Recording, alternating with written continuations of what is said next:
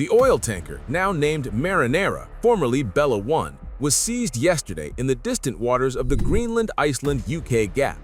This operation, a culmination of a prolonged pursuit across the Atlantic, involved the U.S. Coast Guard cutter Monroe with crucial support from U.S. Special Forces, an RAF surveillance aircraft, and the Royal Fleet Auxiliary tanker Tide Force. Although the boarding was anticipated to be a dangerous special operation, the Marinara's crew ultimately offered no resistance. This incident underscores the value of cooperation and the forceful enforcement of maritime law.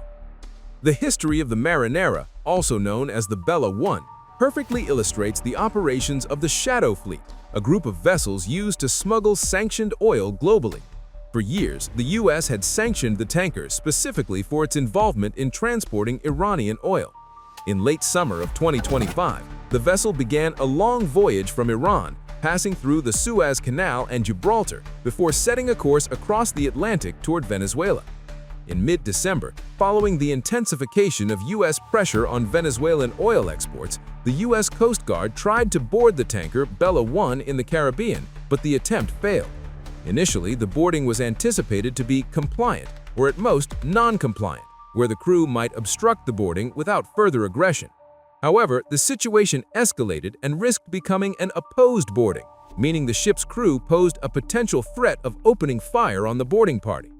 Boarding a vessel without the crew's cooperation is inherently dangerous, and an opposed boarding presents a very high risk. For this reason, within the British forces, only highly trained Royal Marine Commandos and Special Forces are generally authorized to conduct such opposed boardings.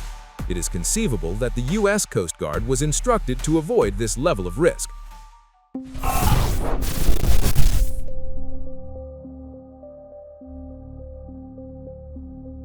What is beyond doubt is that the Bella 1 subsequently turned northeast, deactivated its Automatic Identification System (AIS) tracking transponder, changed its name to Marinara, painted a Russian flag on its hull, and re-registered itself in the Russian port of Sochi. While various aspects of international maritime law are open to interpretation, the issue of statelessness is not. This sequence of evasive actions and reflagging offers zero additional protection in legal terms. On the night of 4 January, U.S. Air Force transport planes carrying, among other things, helicopters belonging to the 160th Special Operations Aviation Regiment landed in the UK at RAF Mildenhall and RAF Fairford. This was presumed at the time to be a matter of units and equipment which had been employed in the Venezuelan operation, returning to their usual forward bases in Britain. However, it's now clear why that happened so quickly. The next day, various military aircraft transponders were seen heading north. The RAF's Rivet Joint Surveillance aircraft and then a P-8 Poseidon were all part of this collaborative UK-US effort. Videos of airborne boarding practice were released. All this information was easily accessed from the internet, and the message was clear: we will be boarding and seizing this ship, opposed or unopposed. In particular, the presence of MH-6 Little Bird helicopters of the 160th SOAR indicated preparations for an opposed boarding. As U.S. Army aircraft, not Navy or Coast Guard ones, they might seem an odd choice for a maritime operation, but they offer a unique capability. Pretty much all other military helicopters, when putting a boarding team onto a ship, need to come to a hover at some height above the deck. The boarders then slide down ropes to the ship. That time in the hover is the point of maximum danger. The helicopter has to hold still or it will massively endanger the men on the ropes. Its rotors, engines, and transmission are all working very hard under tremendous stress, and a few shots in the right place can bring the aircraft down, probably right on top of the team it is deploying, with spinning rotors and exploding aviation fuel all over the place. It's a disastrous scenario, and one of the main reasons why even highly trained teams may be cautious about opposed boardings. The Little Bird, however, has a very small rotor disc and is supremely maneuverable. This means that it can land or hover just above the surface almost anywhere. Ashore, Little Birds will swoop in to land in quite narrow streets or on small rooftops with obstructions all around them. Assault troops sitting on the side of the chopper can jump straight off without benefit of ropes in many cases and go immediately for the building entry point or whatever. The helicopter may not hover at all, or if it does, it is just above the surface. Enemies will not get an easy shot at it until the troops are already off. If it is rendered incapable of flight, it is either sitting on its skids already or only a few feet up. There is much less likelihood of a catastrophic crack-up. I've seen boardings like this many times, and the shorter the hover time and roping distance, ideally none, the better. So it was clear to the crew of the Marinara, and possibly to their Russian associates, that the US forces were preparing for an opposed boarding if necessary.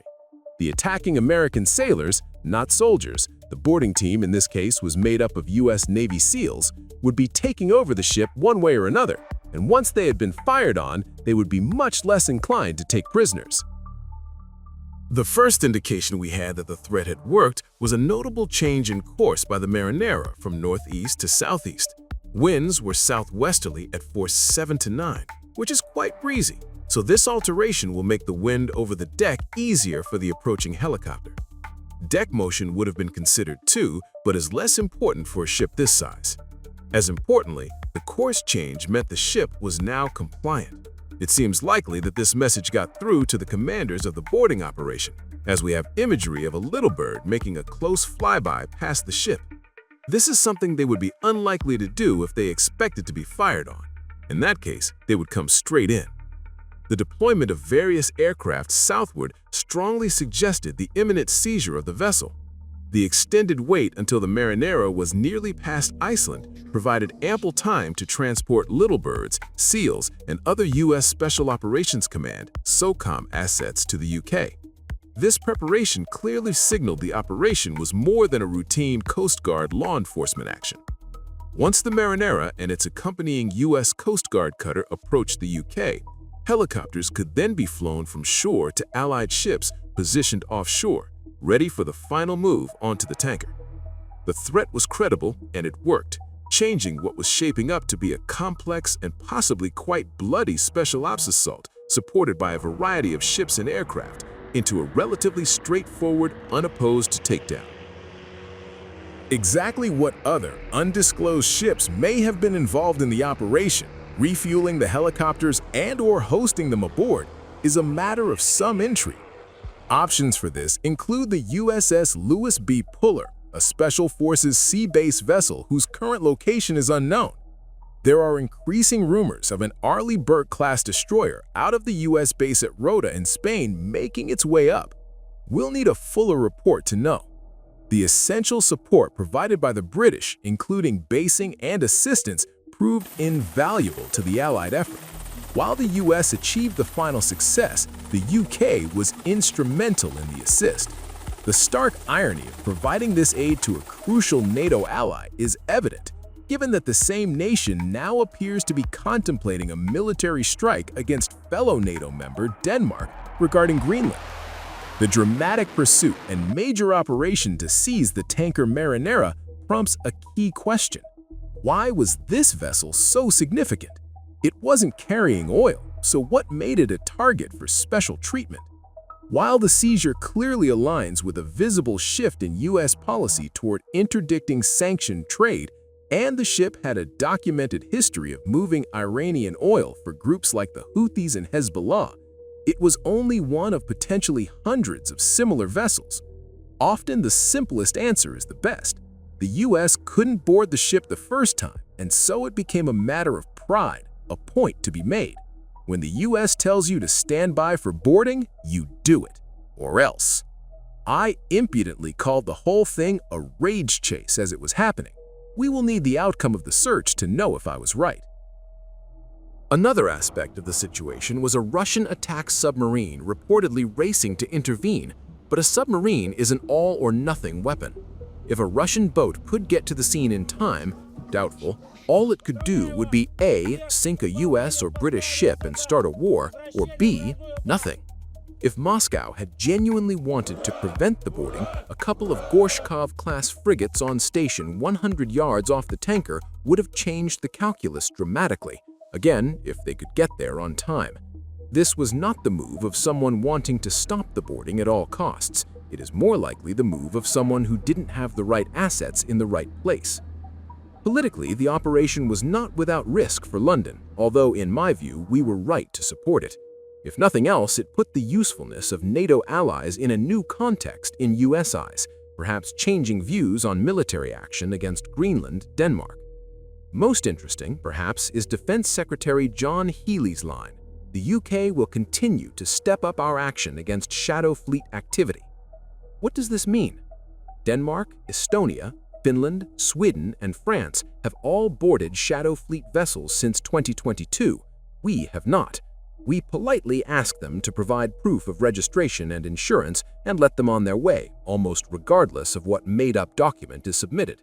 We must remain legal, but in this there is always a gray zone. Has the US just shown us how to do it? Regaining control of the petrodollar is a complex business, but minimizing money for Putin's war effort is a relatively simple matter of stopping the shadow fleet. Our current sanctions policy isn't really achieving this. Time to step it up. The success of this operation unequivocally highlights the need for more warships, particularly small, fast, lightly armed, and numerous vessels. The U.S. Navy's decision to base its new light frigate on the U.S. Coast Guard's Legend-class cutter, the ship used in this operation, validates this approach. Maritime conflict is rarely dominated by hypersonic missiles and heavy torpedoes. Consequently, the UK must expedite the build of the Type 31 light frigate, increase its order, and replace its existing, though scarce, Batch 2 offshore patrol vessels. Furthermore, this incident serves as a case study demonstrating that manned systems will always be necessary alongside vital, but not universal, unmanned systems. Overall, despite the specific reasons for the boarding remaining unclear, this was another masterfully executed tactical operation delivered at range by the US, with crucial facilitation from the UK. It was a clear demonstration of the power of a globally capable military and how modern navies should be configured. Above all, it powerfully underscored the immense strength and value of alliances and trust. Having reliable allies strengthens everyone, even the most powerful nations.